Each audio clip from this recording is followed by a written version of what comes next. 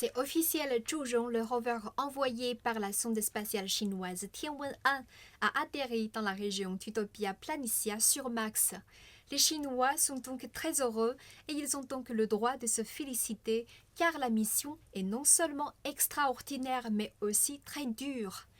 D'abord, c'est extraordinaire car Zhuzhong est réellement le tout premier rover non américain ayant réussi l'atterrissage sur Mars. Et puis, comme la sonde Tianwen-1 d'une masse d'environ 5 tonnes comporte un orbiteur, un atterrisseur et un rover, la Chine est désormais la première à déployer les trois engins en une seule et même mission. La mission est par ailleurs très dure et dangereuse. Nous avons tous entendu les fameuses 7 minutes de terreur, le laps de temps entre le moment où l'atterrisseur entre dans l'atmosphère martienne et la réception des données par l'équipe terrestre. Mais en raison d'une technique d'atterrissage différente des sondes américaines, la sonde chinoise Tianwen-1 a survécu à près de 9 minutes de terreur.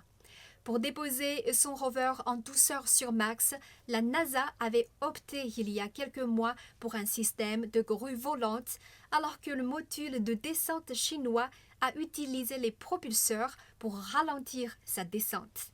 Une nouvelle technique employée signifie une nouvelle méthode mise à l'épreuve. Il ne faut pas oublier que depuis la toute première mission d'exploration sur Mars, seulement la moitié environ des tentatives ont réussi. La mission Tianwen-1 en fait partie et mérite évidemment des applaudissements.